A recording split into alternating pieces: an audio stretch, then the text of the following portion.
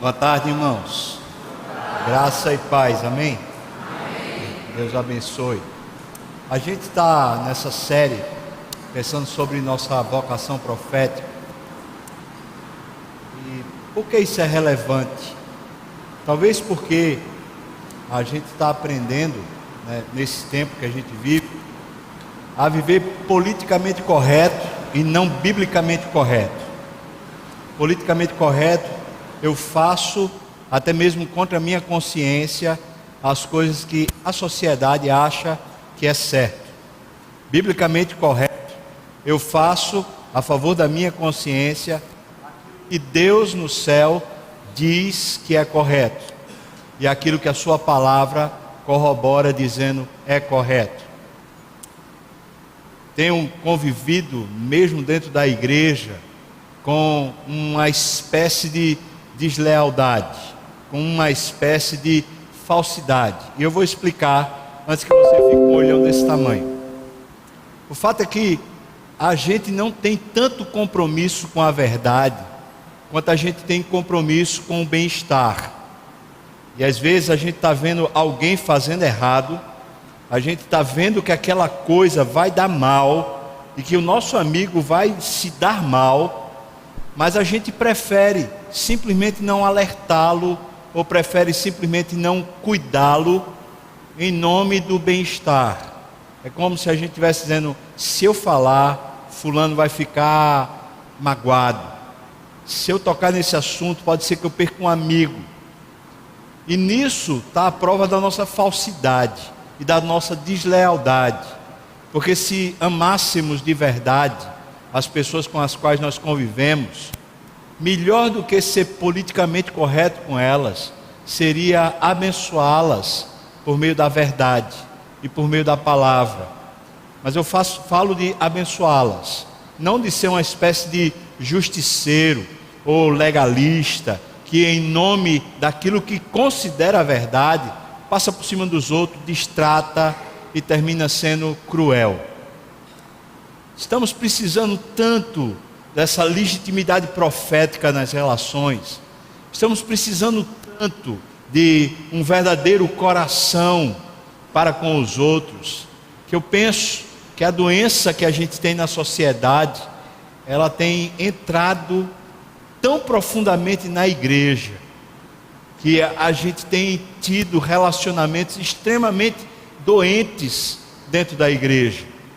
Quando falo igreja, eu estou falando obviamente da Igreja Presbiteriana das Graças, mas eu estou me referindo a uma realidade maior do que a igreja local. Ou seja, relacionamentos que não são de fato amorosos, graciosos e bíblicos, não são relacionamentos que valham a pena de verdade a gente se comprometer com eles.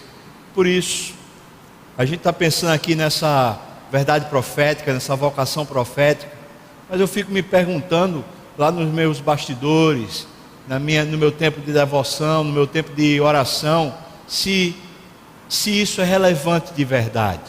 Ou seja, o que adianta a gente estudar ou anunciar, se de repente nenhum de nós vai se mover na direção da palavra, na direção do que a gente está estudando ou está conhecendo. Nós estamos olhando a vida de Elias. Nós vemos Elias primeiro discernindo o tempo, foi o primeiro sermão. Ele discerniu que por causa do estado de idolatria, Deus daria uma seca, e ele tinha tanto uma vida pessoal, onde ele precisava falar a verdade, mesmo que a verdade chocasse e de alguma maneira doesse, como também ele tinha um relacionamento comunitário. Ele abençoa as pessoas com as quais ele convive. No segundo sermão, no domingo passado, nós estávamos vendo que a vocação profética, de alguma maneira, ela lida diretamente com a idolatria nacional, mas também a idolatria relacional, as idolatrias da nossa vida, os Baais ou o Baal a quem nós servimos, esse falso Deus que nos promete garantir o futuro, garantir bem-estar, garantir produção, garantir lucro, trazer algum tipo de sucesso para a nossa vida. A verdade é que a vocação profética da igreja, ela não é a vocação de um grupo da igreja, ela é a vocação do discípulo de Jesus, daqueles que querem andar com Jesus, daqueles que querem andar como Jesus andou. Por isso, se a gente está vivendo idolatria, se eu e você estamos, por exemplo, tão preocupados com o dia de amanhã, que nós não conseguimos dormir, tão preocupados com as coisas dessa época, desse tempo, que nós estamos o tempo todo aflitos, e passamos a reclamar, murmurar, maldizer. Se convivemos com pessoas assim, eu quero dizer para você, irmão, que a vocação profética que estamos estudando é justamente um convite a você falar com a pessoa com quem você convive, a você chamar a verdade, chamar a palavra, trazer a bênção do Senhor. Estava lendo um pensamento, acho que foi hoje ou foi ontem, de Martinho Lutero, que ele fala que a verdade a qualquer preço, e a paz apenas se for sem desmerecer a verdade. Ou seja, a gente ter paz uns com os outros, em nome do aborrecimento da verdade, ou de uma falsidade, isso não honra a Deus, e não abençoa seu ninguém. Na verdade, que a gente tem para estudar hoje, quando a gente vai discernir a crise, não sei se dá para botar o projetor, consegue? Aqui está no cabozinho, está tudo certinho. Bom, acho que não. Discernindo a crise, a gente vai ver o profeta Elias entrando num período onde a sua vocação profética praticamente cessa por causa do medo. E hoje eu queria ver crise, não no sentido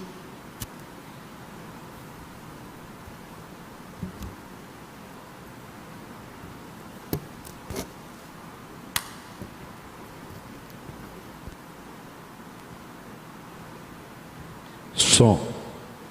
Eu queria ver crise não no sentido que tem se usado costumeiramente, mas eu queria pensar a crise agora no sentido de não realizarmos aquilo que Deus tem dado às nossas mãos para fazer.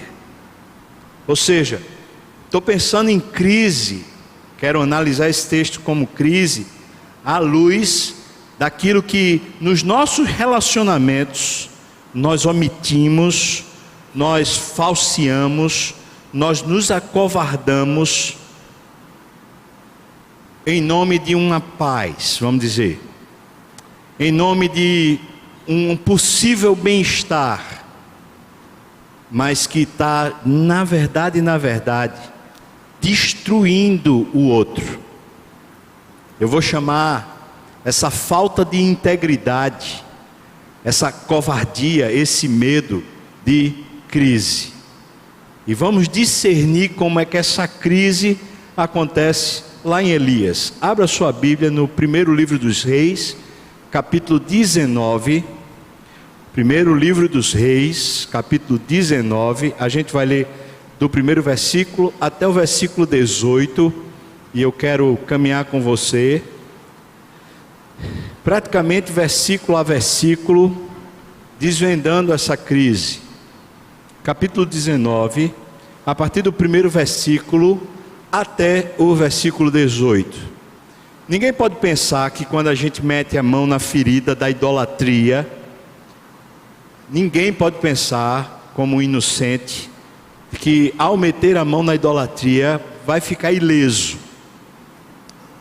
Haverá represália, haverá mal-estar. Se a gente começar a tratar nossa própria alma e tratar os nossos relacionamentos à luz de um ministério profético, certamente haverá muita coisa que ser tratada.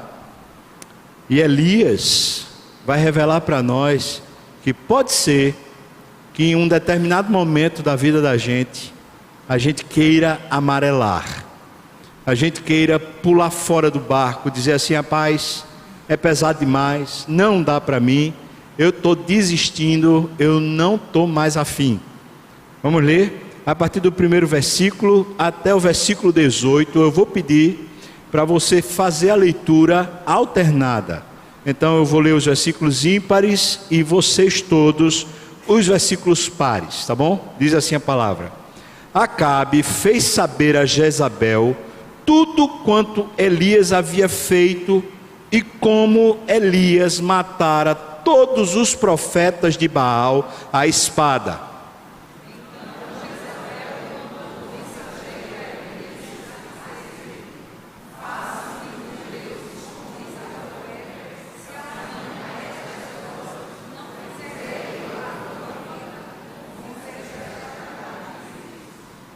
Temendo, pois, Elias, eu vou repetir, temendo, pois, Elias, levantou-se e, para salvar a sua vida, se foi e chegou a Berseba, que pertence a Judá, e ali ele deixou o seu moço.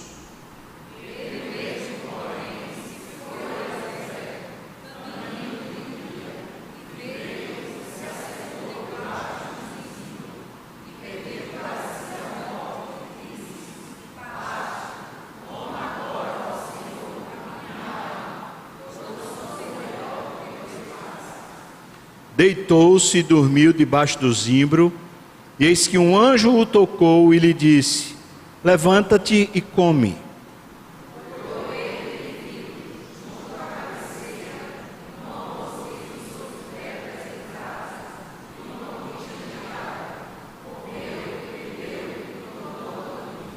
Voltou segunda vez o anjo do Senhor, tocou e lhe disse: levanta-te e come, porque o caminho te será sobremodo longo.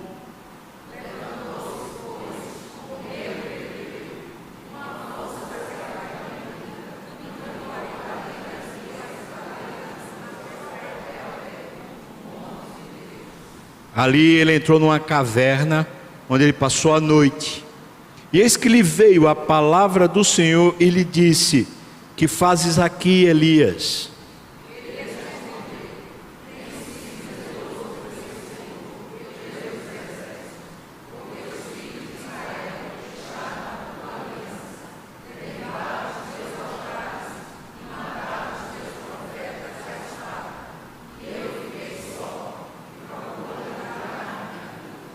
Disse-lhe Deus: sai e põe-te neste monte perante mim, perante o Senhor.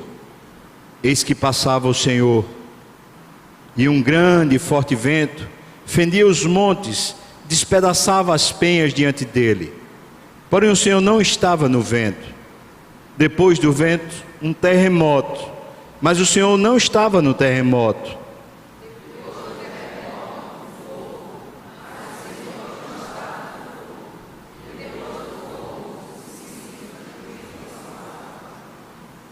Ponto.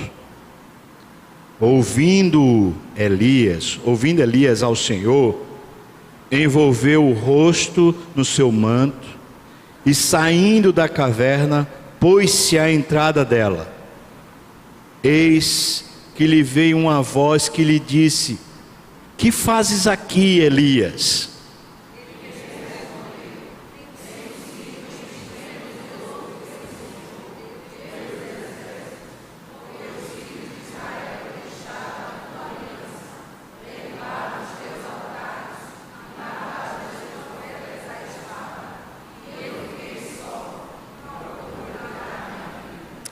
Disse-lhe o Senhor: vai, volta ao teu caminho para o deserto de Damasco, e em chegando lá, unge a Azael, rei sobre a Síria.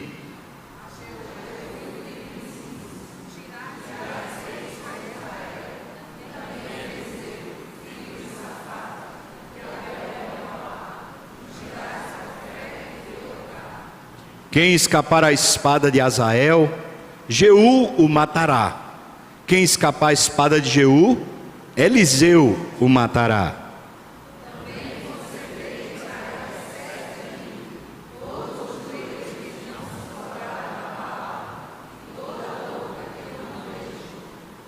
Ó Deus, por favor, tem misericórdia de nós.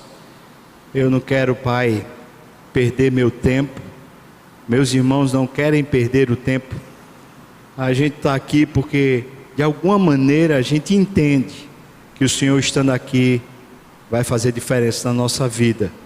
Por isso, Senhor, que o exercício agora de meditar do meu coração seja agradável à Tua presença. Que o meditar do coração dos meus irmãos também seja agora agradável na Tua presença. Que o Senhor nos abençoe e nos faça conhecer um pouco mais o nosso próprio coração, mas também nos faça conhecer melhor o Senhor, no nome de Jesus. Amém e amém. O que é que a gente está lendo nesse texto, irmão? O texto começa falando de uma coisa bem clara. O texto começa dizendo para a gente que assim que Jezabel, a rainha, a mulher que depois vai ser conhecida na Bíblia como um sinônimo de uma espécie de anticristo, uma pessoa que é maligna, aquele tipo de gente que não se pode confiar de jeito nenhum, aquele tipo de gente que sabe fazer as coisas por trás, ardilosa, maquiavélica. Jezabel era assim. E é claro que Elias sabia o poder da maldade de Jezabel.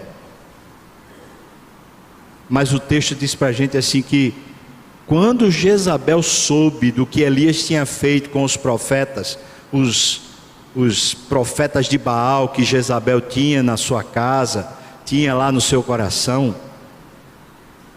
ela ficou irada e disse assim: agora Elias vai ver, eu vou matá-lo. E Elias se borrou de medo. Essa é a verdade. Esse relato, a meu ver, não é o relato de uma depressão, é o relato de uma covardia, é o relato de alguém que está com medo. E tudo o que segue é fruto do medo. A crise vocacional da igreja parece que nasce do seu medo. O medo do que pode acontecer consigo à medida em que a gente está no mundo se dispondo mesmo a afrontar o inferno, a afrontar a mentira, a afrontar principados e potestades que estão nesse mundo tenebroso. Quando nos damos conta de que não estamos apenas lidando com seres humanos iguais a nós, mas que estamos lidando com o inferno, com hostes de demônios, com batalha espiritual, quando nos damos conta de que a nossa reputação está em jogo, que a nossa saúde está em jogo, e que muitas vezes até a nossa liberdade, seja de expressão ou até liberdade física, quando nos damos conta que estão em jogo tudo isso, que dirá o nosso emprego, que dirá a nossa, entre aspas, harmonia familiar, quando nos damos conta de que de repente corremos risco por causa de seguir ao Senhor, é nessa hora que a nossa vocação profética, ela entra em risco. Porque Elias é um dos caras mais corajosos que a gente encontra na Bíblia. Ele sozinho lida com 400 opositores, todos eles invocando demônios, todos eles invocando Beuzebu. E no entanto Elias está lá firme, certo de que fogo do céu desceria sobre o altar. Mas de repente, vem uma ameaça. Elias, você vai ser morto. Até agora, na Bíblia, a gente não tinha encontrado, nos episódios de Elias, uma ameaça objetiva. A outra ameaça que tinha acontecido era Acabe procurando Elias para matá-lo. Mas era uma coisa subjetiva. Agora há um afrontamento. Está diretamente ligado a Elias. Elias, eu vou lhe matar. Elias, que não é besta nem nada, sabe que uma mulher com raiva é muito pior do que 10 homens com raiva. Então ele foge. Você tem fugido, irmão? Você tem fugido na sua vida? Você tem fugido? Tem fugido da verdade? Tem fugido de confrontos? Tem fugido de olhar face a face o seu medo? O que eu tenho aprendido com a idade, à medida que ela vai chegando para mim, é que existem certas batalhas que aparentemente não valem a pena a gente lutar. Mas eu tenho muito medo de começar a virar um covarde, de começar a virar um gestor político de relacionamentos interpessoais dentro de uma igreja, de deixar de ser verdadeiro e passar a simplesmente querer o bem-estar. Quando nós lidamos diretamente com as crises que o pecado causa na sociedade, às vezes nós entramos ou somos postos em situações onde existe tanto enfrentamento, existe tanto problema, que nós preferimos fugir. É simples assim. Talvez seja você na sua casa. Você fala assim: rapaz, eu não vou enfrentar esse negócio não. Eu já estou velho, eu já estou experiente, já tenho uma barba branca. Eu vou enfrentar esse negócio não. Deixa para lá. Deixa para lá. Queria dizer para você que é esse sentimento que está agora mobilizando Elias. Agora, veja só. Como é que nasce a covardia na nossa alma? Procure aí na sua Bíblia, no capítulo 19, onde é que você vai encontrar a seguinte frase de Elias: assim diz o Senhor. Elias dizendo, nenhum momento, no texto que lemos, nenhum momento você vai encontrar Elias dizendo, assim diz o Senhor.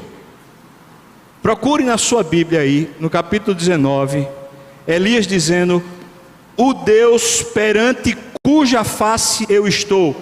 Procure na sua Bíblia. Veja se Elias em algum momento pode afirmar que está objetivamente respondendo à história, porque ele está face a face com Deus. Não. Elias não tem nada para dizer do que Deus tem para dizer, porque Elias não sabe o que Deus está dizendo.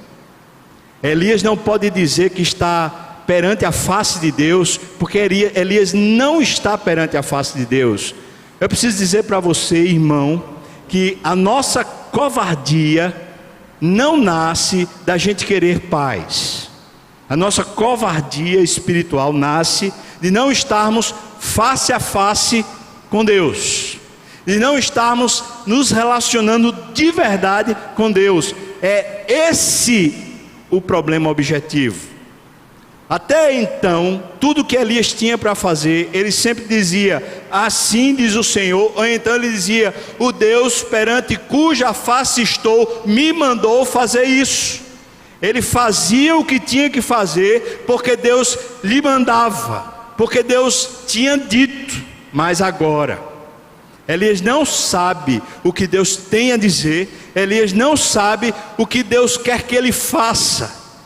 Então o coração dele é drenado pelos acontecimentos. É isso que acontece, infelizmente, na maioria dos casos dos nossos relacionamentos interpessoais. Nós não sabemos o que Deus quer.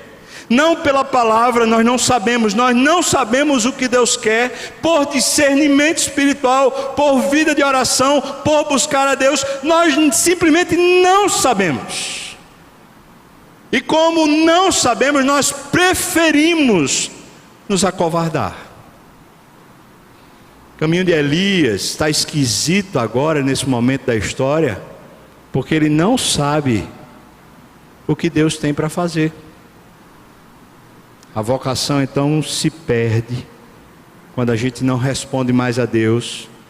E à medida que não respondemos mais a Deus, nós passamos a responder o nosso próprio coração e a responder os nossos próprios interesses. O que é que você vê acontecendo com Elias?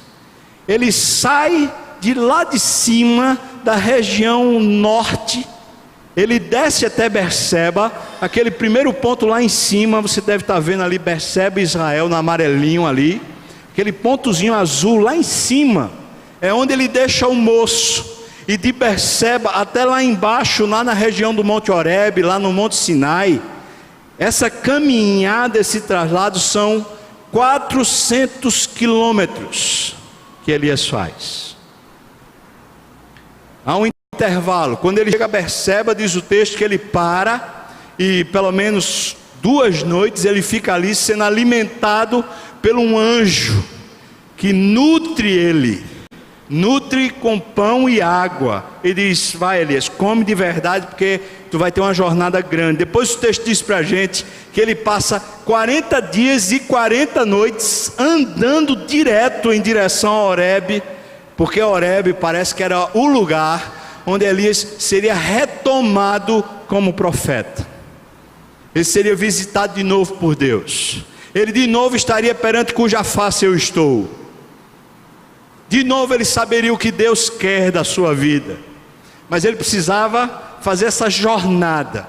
Se você entender um pouquinho da tradição judaica, se você entender um pouquinho do judaísmo, você vai saber que quando nós estamos lidando com números de 40, por exemplo, 40 dias que Jesus ficou no deserto, 40 anos, por exemplo, ou 400 anos que eles ficaram lá no Egito, por exemplo, você vai entender que esse número é muitas vezes usado na Bíblia para significar um ciclo completo de purificação.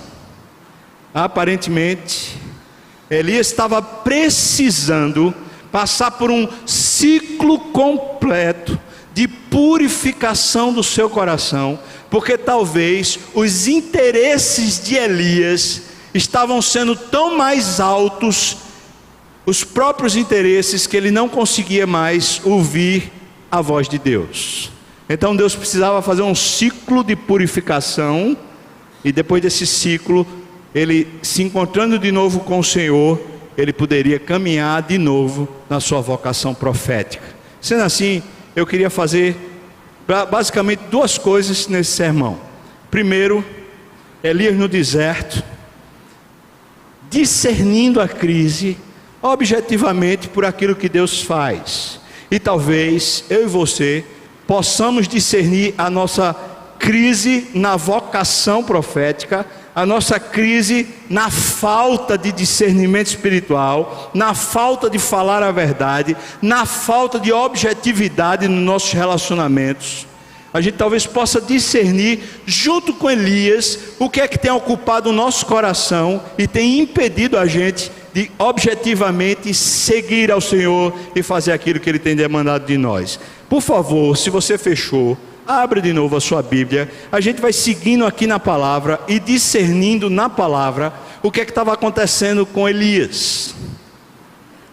Veja o que diz para nós, versículo 3, terceiro versículo, é Elias falando, diz: temendo pois Elias, levantou-se e para salvar a sua vida.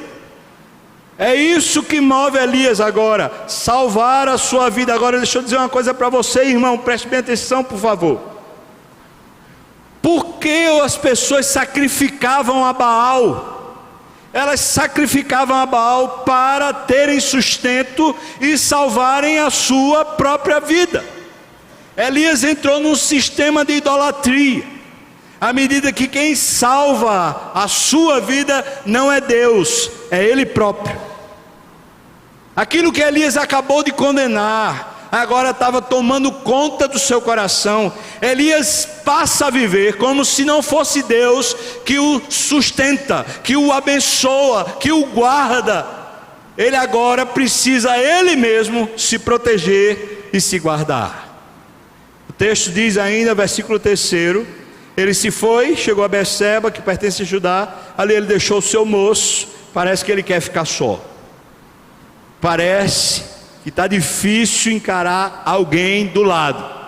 Quando estamos em crise, qualquer pessoa ao nosso lado se torna para a gente um peso existencial. Quando não temos Deus, quando estamos salvando nossa própria vida, nós simplesmente olhamos para o outro, seja quem for o outro que esteja ao nosso lado, como se fosse uma tarefa, uma encomenda, uma responsabilidade, e não como sendo amor, prazer, deleite, vida. Ele disse: fica aí, eu não estou aguentando nem eu, quanto mais tu junto de mim, fica aí. Versículo 4, olha comigo por favor. Versículo 4 diz: e ele mesmo se foi no deserto, caminho de um dia, e veio e se assentou debaixo de um zimbro. Eu até peguei uma foto de um zimbro, para poder ver isso como é que era. E pediu para si a morte. Agora preste atenção, porque essas são situações ambíguas. Uma parece ser contra a outra. Ele está salvando a sua própria vida, mas a declaração que tem na boca é: eu quero morrer. Como é que a gente explica isso? Ele está tentando salvar-se, mas o que ele tem para dizer é: eu quero a morte. É porque alguém que já provou caminhar com Deus, alguém que já provou o livramento de Deus, alguém que já provou a face de Deus, não tem satisfação nessa vida a não ser em Deus. E qualquer outra coisa que façamos, tentando de alguma maneira nos saciar, nos salvar, qualquer outra coisa que façamos tentando nos abençoar, essa coisa que fazemos tem gosto de morte. Essa coisa que fazemos legitima a nossa morte. Capítulo 19, versículo 4, então ele diz: basta, basta.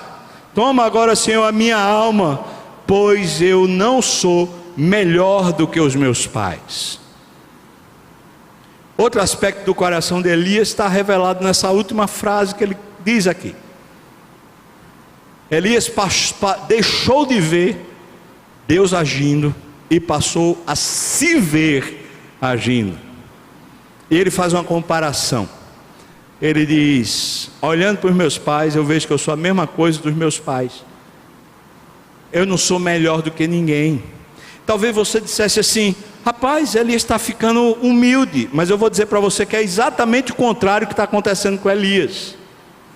Quando alguém tem vocação profética, quando alguém tem que falar a palavra, quando alguém tem que corrigir ou abençoar alguém em nome do Senhor Jesus, não faz porque tem mérito, faz porque Deus está mandando, faz porque aquele que manda tem mérito, faz porque Deus é superior e você obedece.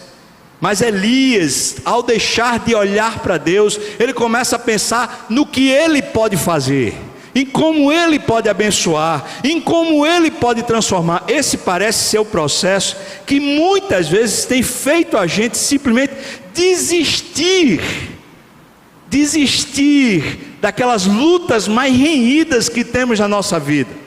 Porque à medida que nós deixamos de olhar para Deus, nós começamos a olhar para as lutas e dizer: mas eu não tenho força, mas eu não tenho graça, mas eu não tenho poder, mas eu não tenho amor, mas eu não tenho legitimidade, mas eu não tenho condições. É isso que Elias está dizendo. Elias está dizendo assim: eu não sou melhor do que ninguém. Como é que eu vou estar aqui forte? Como é que eu vou estar poderoso? Como é que eu vou enfrentar o diabo? Como é que eu vou enfrentar a mentira? Como é que eu vou enfrentar a vida, se eu não sou melhor do que ninguém? Esse parece ser o argumento que muitas vezes legitima a nossa covardia. Em nome muitas vezes de uma falsa humildade, nós estamos dizendo assim: mas como é que eu vou corrigir se eu não sou melhor do que ninguém? Como é que eu vou falar a verdade se eu não sou melhor do que ninguém? Preste atenção, irmão. Isso é falsa humildade. Isso não é caráter. Isso é se esconder no nome da multidão. É isso que ele está fazendo. Está dizendo: rapaz, eu não tenho mérito, eu não tenho condição, eu sou tão ruim quanto qualquer outro. Encara a verdade, que se Deus quer lhe usar, no nome de Jesus nós faremos proezas. Porque agindo Deus, quem impedirá? Se o Senhor é por nós, quem será contra nós? Se o Senhor nos mandar andar 40 dias e 40 noites no deserto, no calor, na sequidão, irmãos, o impossível para Deus é fichinha. Aquele que pode todas as coisas, quando manda, é pelo seu poder que as coisas acontecem. A gente passa então a outra sentença de Elias, que ele repete. Ele fala uma vez, fala a segunda vez. Veja o versículo 10, por favor. Ainda discernindo a crise, veja o que ele diz no versículo 10. Ele respondeu a Deus: eu tenho sido zeloso, Senhor. Você não está vendo não, né? Eu estou aqui me acabando. É por causa do zelo. E diz mais, ele chama Deus por um nome. Preste atenção por favor aqui comigo. Ele chama Deus por um nome que na época dos profetas começa a ganhar força: Senhor dos Exércitos. Esse nome ganha força à medida em que Deus começa a vencer os ídolos. Portanto, essa expressão Senhor dos Exércitos, Deus dos Exércitos, tinha a ver com briga, com batalha, tinha a ver com enfrentamento.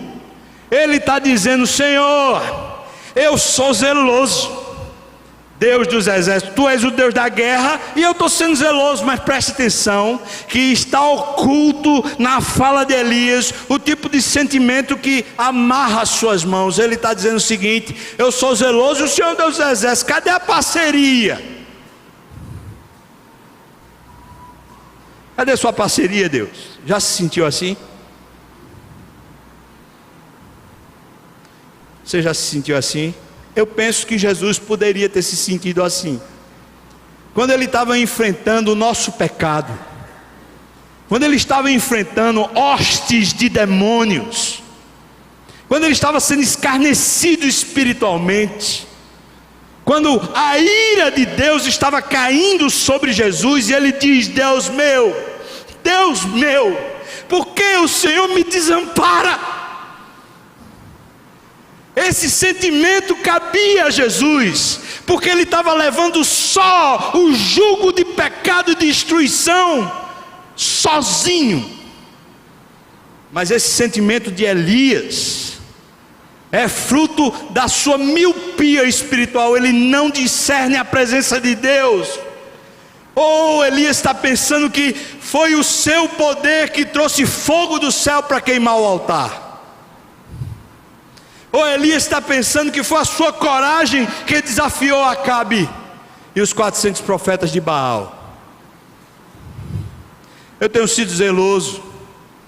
Cadê o Senhor dos Exércitos aqui comigo? Continua, diz assim para nós: porque os filhos de Israel, Deus, a cambada todinha, deixou a tua aliança, aqueles crápulas. Eles derribaram os altares, os teus altares, Deus. Cadê o Senhor que não faz nada? Está vendo? Esse caos social. Está vendo a família se perdendo, Deus? Está vendo a sociedade se perdendo? Está vendo a igreja se perdendo? Está vendo os membros se perdendo? Derribaram o altar. O Senhor não faz nada, Senhor dos Exércitos. Diz o texto ainda, falando para nós. Eles mataram os teus profetas à espada. Foi o teu povo, Deus. Foi o teu povo que agiu desse jeito aqui. E diz mais: eu fiquei só, e o teu povo está querendo me matar. Se você ler de novo o versículo 14, veja aí, o versículo 14. E Elias respondeu: eu tenho sido em extremo zeloso pelo Senhor Deus dos exércitos, porque os filhos de Israel deixaram a tua aliança, derribaram os teus altares, mataram os teus profetas à espada, e eu fiquei só, e procuram tirar minha vida. Nós estamos discernindo o coração de Elias pela pronúncia de Elias, por aquilo que Elias fala, porque a boca revela o que está no coração. É isso a Bíblia que diz. Por isso eu posso dizer, baseado na palavra, que o que enche o coração de Elias, a partir do medo, a partir da covardia que nasce dele não estar olhando para o Senhor, o que enche e sabota a sua estrutura, é um sentimento de autocompaixão, de autocomiseração. Ele está com pena dele mesmo, ele está achando que ele está só.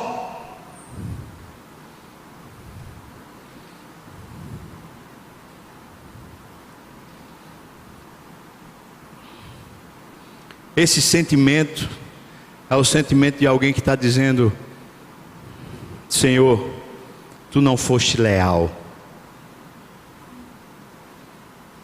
o Senhor não cumpriu a parte do acordo, o Senhor me botou lá, eu tive coragem, eu fui, fiz e aconteceu. Agora que o bicho pegou, aí o Senhor me deixa só, está vendo?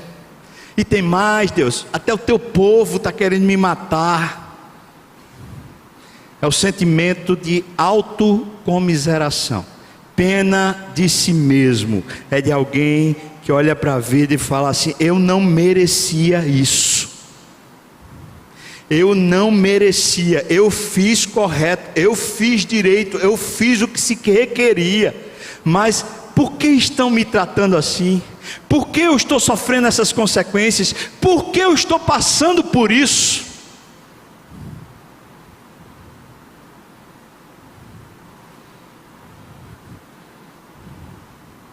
Toda vez que o egoísmo entra no nosso coração, nós deixamos de ver a face do Senhor e passamos a ver apenas a nossa própria face.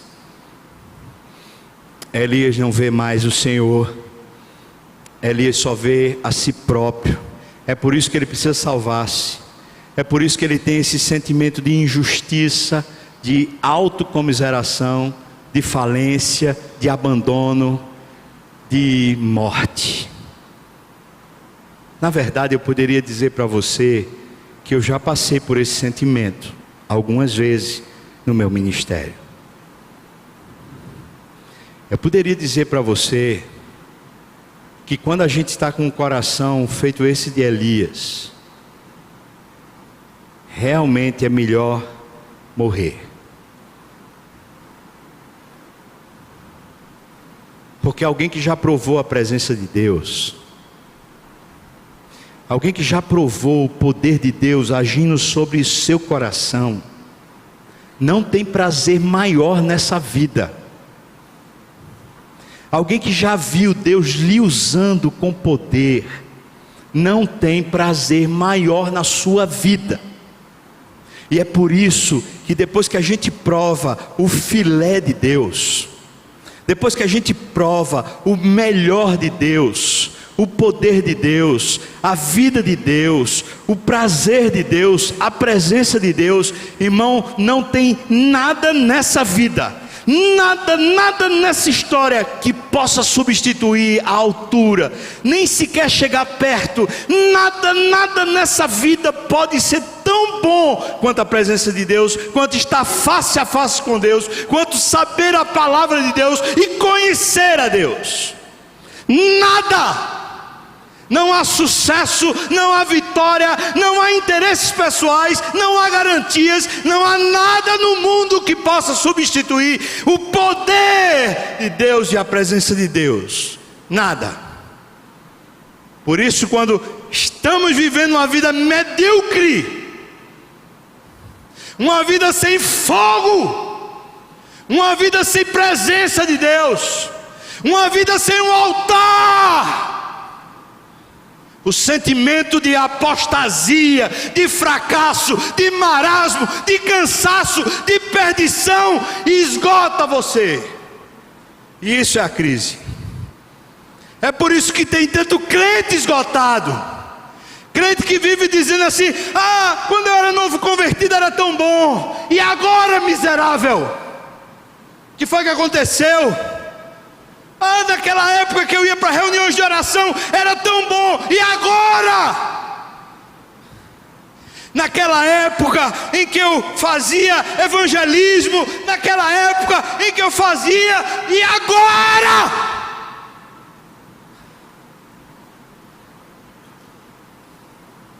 Tem um bocado de gente numa crise vocacional, que tem pedido a morte,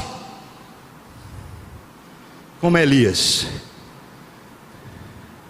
simplesmente pede a morte. Como é que a gente trata isso? Como é possível tratar isso?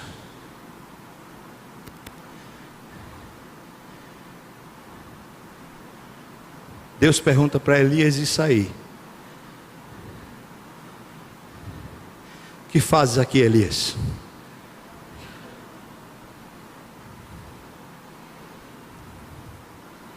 Faz de conta que essa igreja agora é a sua caverna. Faz de conta que a agenda cheia que você tem, com muitas ocupações, seja a sua caverna. Faz de conta que o status que você adquiriu ao longo da vida, a sua reputação, os presentes, a ufanação que veio, seja a sua caverna. A pergunta de Deus para tirar Elias é essa aí: que fazes aqui, Elias?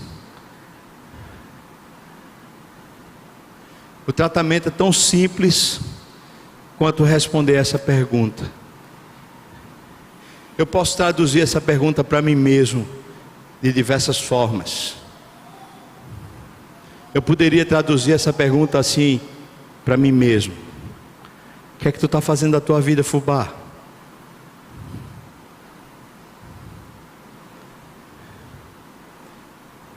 Eu poderia traduzir essa mesma pergunta da seguinte maneira: por que estás te acovardando, fubá?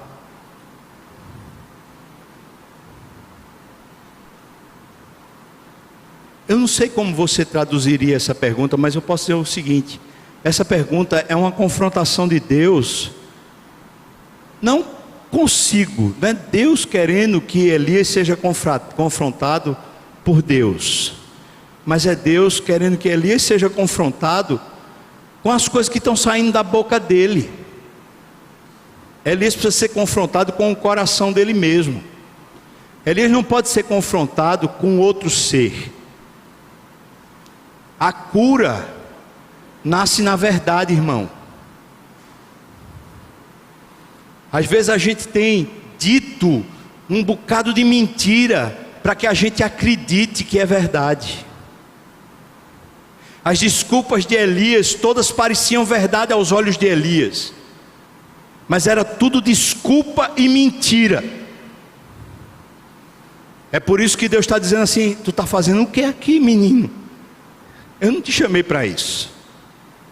eu não te chamei para isso. Está fazendo o que da tua vida? Para com isso.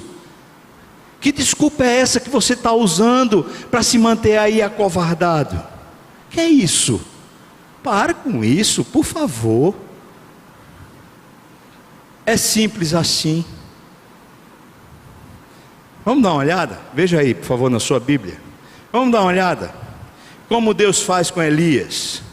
Versículos 5 até o versículo 8 diz o seguinte para a gente: Elias deitou-se e dormiu debaixo do zimbro, e um anjo o tocou e disse-lhe: levanta-te e come. Deus estava lá. Elias está se sentindo só, mas é mentira. Deus estava lá, Deus estava sustentando, Deus estava salvando. Deus.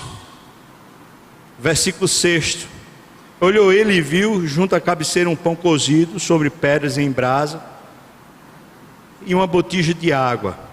Ele comeu, bebeu e dormiu. Falido. Eu estou só pensando aqui, Elias sendo convidado para algum ministério. Nessa hora ele sendo convidado para algum ministério, ele vai dizer assim: rapaz, eu estou ocupado demais. É porque eu estou dormindo muito, eu estou ocupado demais. Eu não tenho força, eu não tenho energia, eu estou ocupado demais. Mentira! Depois continua, versículo 7: voltou segunda vez o anjo do Senhor, tocou-lhe e lhe disse: levanta-te e come, para de dormir, rapaz. E ele come. O caminho que você tem para fazer será sobremodo longo. Levantou-se, pois comeu e bebeu, e com a força daquela comida caminhou 40 dias e 40 noites até Horebe, o monte de Deus. Ele precisava estar na presença do Senhor. Eu preciso dizer que o tratamento de Deus é exatamente isso: é permanecer ao seu lado, suprindo, abençoando generosamente você, e simplesmente lhe confrontando com a mentira que você sustenta nos lábios. O que confronta a nossa mentira é a própria verdade, a presença de Deus fiel conosco o tempo todo, sem diminuir, sem arredar o pé, tratando com a sua presença o nosso pecado. Mas depois tem mais. Deus endereçou Elias num caminho de 40 dias e 40 noites até a presença do Senhor. Tratamento do Senhor é exatamente isso. Deus pega ciclos da nossa vida, momentos especiais da nossa vida, em que Ele simplesmente nos faz caminhar, como se Ele mesmo pegasse a gente pela mão e com a sua força e poder nos encaminhasse até sermos confrontados face a face com Deus. Depois, versículo 11, por favor. Versículo 11. Veja o que diz: disse-lhe Deus: sai, põe-te neste monte perante o Senhor. Só que você lê o texto e diz que Elias ainda estava dentro. Veja o versículo 13. Você vê o versículo 11. Deus disse: sai. Ele está dentro da caverna. Deus disse: sai, Elias, eu quero falar contigo. Agora veja o versículo 13. Ouvindo-o, Elias envolveu o rosto no seu manto e saindo, pôs-se à entrada da caverna. Só que há um interregno aqui. Existem fatos entre Deus ter dito sai e ele sair. E diz o texto que Deus passava. É isso que o texto diz aí. Você pode precisar aí olhar bem direitinho. Diz, o texto diz: Deus passava. E aí você vai ver um vento forte que sacode as penhas. Depois você vai ver um terremoto. Depois você vai ver fogo. E o texto diz: e Deus não estava no vento forte, Deus não estava no terremoto, Deus não estava no fogo. Mas o texto diz para nós, anterior aos eventos, diz para nós que Deus passava. Deus não estava nesses eventos. Eu entendo, por tradição judaica, eu entendo e discerno que Deus está revelando através desses movimentos sísmicos. Deus está revelando o estado do coração de Elias. É assim que eu entendo. Deus está dizendo: você está assim, como um vento furioso que quebra penhas.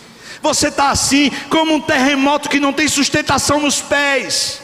Você está assim como um fogo que não tem minha presença.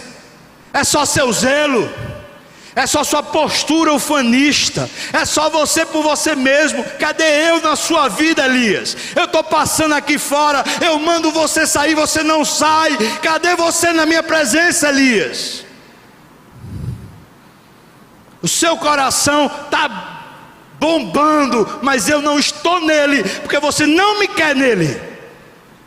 Você está nos seus próprios interesses, você está nos seus próprios vícios, você está nas suas próprias atitudes. Você acha que isso sou eu? Não sou eu. Eu estou aqui fora, passando e querendo me encontrar com você. É isso que o texto diz para nós. Mas aí vem um cicio suave e tranquilo. O texto não diz que Deus estava no cicio suave e tranquilo. Veja aí, não diz. O texto simplesmente deixa de dizer que Deus não estava, mas não quer dizer que Deus estava. Por isso, eu acho que é equivocado a gente dizer que Deus estava nesse cicio, porque Deus estava passando fora, estava passando o tempo todo fora. Eu entendo que o cicio suave e tranquilo é o coração de Elias parando. É que às vezes a gente precisa parar, e às vezes quando a gente não para, Deus pega e para a gente. Porque às vezes a gente vai na velocidade do nosso próprio coração, e a gente acha que é em nome de Deus, mas não é. Às vezes Deus tem que chegar e dizer: espera aí, filho, agora para. E quando o nosso coração realmente para ouvir a Deus, é a hora que a gente se apresenta na presença de Deus. O texto não diz que o cicio era a presença de Deus, mas o texto diz que Deus estava do lado de fora, chamando Elias para sair da sua própria caverna, para sair do seu próprio coração, para sair das suas próprias mentiras, para sair da sua própria covardia, para sair do seu próprio medo. Sai, Elias, vem para mim de volta. E é isso que eu acho mais tremendo em andar com Deus. É que aquele que começou a boa obra há de completá-la até o dia de Cristo. Aquele que me chamou é fiel, aquele que nos levantou é fiel, a Ele é poderoso para guardar o nosso tesouro até o dia final. Aleluia! O nosso Deus é poderoso. O nosso Deus é poderoso.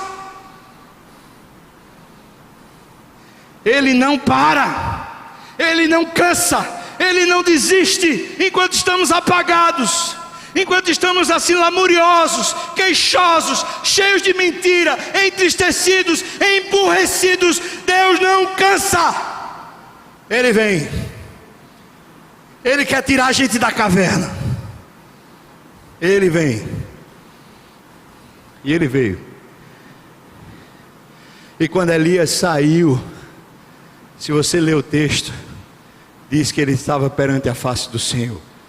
A palavra em hebraico é exatamente essa. Elias estava perante a face de Deus novamente. Sabe o que é impressionante, irmão? O texto diz para nós o seguinte, veja aí por favor. Veja aí por favor. Versículo 15. Por favor, veja aí, versículo 15. Disse-lhe o Senhor: vai. Você está na minha face agora. Agora você sabe o que fazer. Vai, volta o teu caminho para o deserto de Damasco. E chegando lá, eu tenho um bocado de coisa para você fazer. Diz: agora você vai ungir Azael, rei da Síria. Agora você vai ungir Jeú, o novo rei sobre Israel, no lugar de Acabe, aquele miserável lá. Agora você vai ungir Eliseu no seu lugar. Sabe o que Deus faz com Elias, irmão? Quando Elias está de novo face a face com Deus, sabe o que Deus faz com Elias? Lhe dá de novo um ministério. lhe dá de novo tarefa, missão, responsabilidade. Vai, Elias, anda! Sabe como Deus cura a nossa covardia? Nos confrontando, nos fazendo ver a mentira que nós temos propagado com a boca, nos fazendo ver o vazio da falta da presença de Deus, dessa vontade de morrer. Sabe como Deus nos cura? Nos tirando desse ensimesmamento que vai trazendo para a gente amarras e vai deixando a gente simplesmente impossibilitado de viver. Ele vai tirando, e quando Ele tira, Ele cura a gente, dando para a gente um ministério. Vai e faz, Elias, vai lá e faz. Eu tenho muita coisa para tu fazer, mas a pergunta que ele faz na caverna é: o que fazes aqui, Elias? Você não faz nada. Enquanto você se acovarda, você não faz nada. Enquanto você vive segundo o que você pensa, você não faz nada. Você é um vazio, um oco, uma coisa que não serve para nada. Agora, quando você está perante a minha face, vai lá e faz, Elias. Vai lá e faz. E eu posso dizer para você, irmão, que Elias foi curado.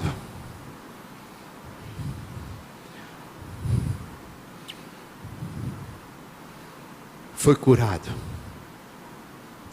Ele foi curado dessa inanição espiritual, dessa vergonha, dessa covardia. Talvez você está aqui nessa tarde, sendo confrontado por Deus fortemente, e talvez hoje Deus abriu os seus olhos para ver que faz anos que Ele vem lhe confrontando, lhe pondo contra a parede. As suas desculpas não conseguem lhe dar prazer. A sua agenda de significado, a sua agenda para salvar a sua vida, a sua agenda de se tornar alguma coisa, não consegue abastecer a fome que você tem de Deus. E Deus está mostrando para você: olha o vazio que você se encontra, olha o vazio, a covardia que você se meteu. Você disse que não ia fazer mais para mim. Por quê? Porque você ficou com medo, porque você ficou com medo da sua reputação, porque você ficou com medo de falarem mal de você, porque você ficou com medo do que os outros vão pensar. Eu quero dizer para você, filho, sai da caverna, que eu tenho uma agenda para você.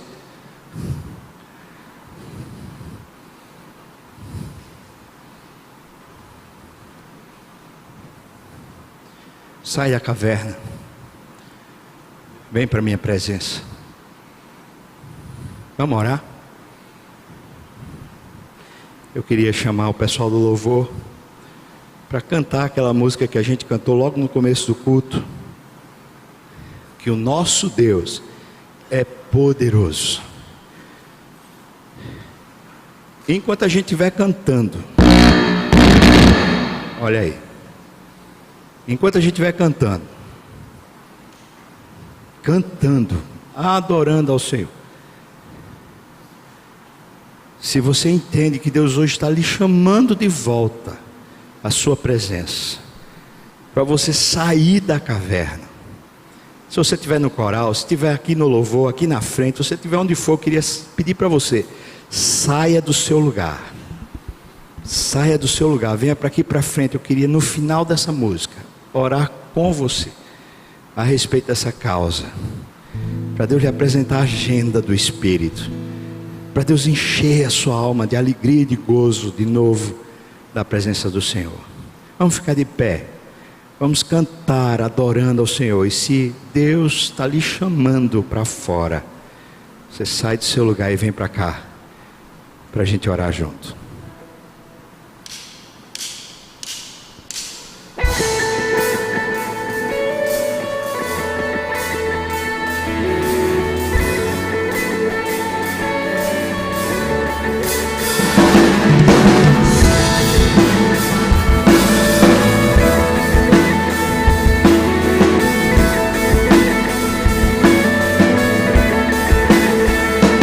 Poderoso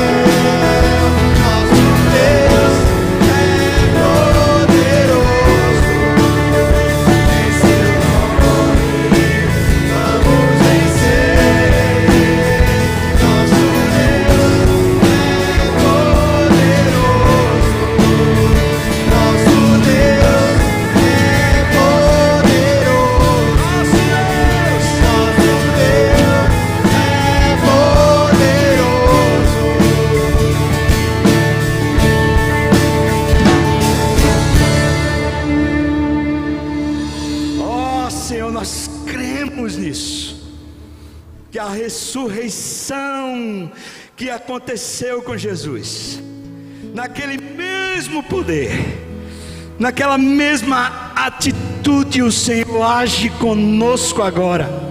O Senhor é poderoso para nos tirar dessa caverna, é poderoso para tocar de novo o fogo no peito. O Senhor é poderoso, Deus. Oh Pai, Tu és o único Senhor. Tu estás nos confrontando com a nossa própria vaidade, com a nossa indiferença. Oh Deus, leais são as feridas feitas por quem ama. O Senhor é aquele que trata. O Senhor faz a ferida, mas liga de volta. O Senhor é aquele que renova. O Senhor que faz forte e alcançado e multiplica as forças aos que não têm nenhum vigor. Não há outro Deus além de Ti, Senhor. Levanta-nos, Senhor. Dá-nos a agenda do Espírito. Diz para cada um o que Tu queres, como Tu queres, quando Tu queres. Dá-nos a coragem, a ousadia, a intrepidez de anunciar a verdade, de falar no Teu nome, de crer, de ter esperança, de sermos cheios de amor, amor pelo inimigo, amor por quem nos ultraja, amor por quem nos faz mal, amor como Cristo nos amou.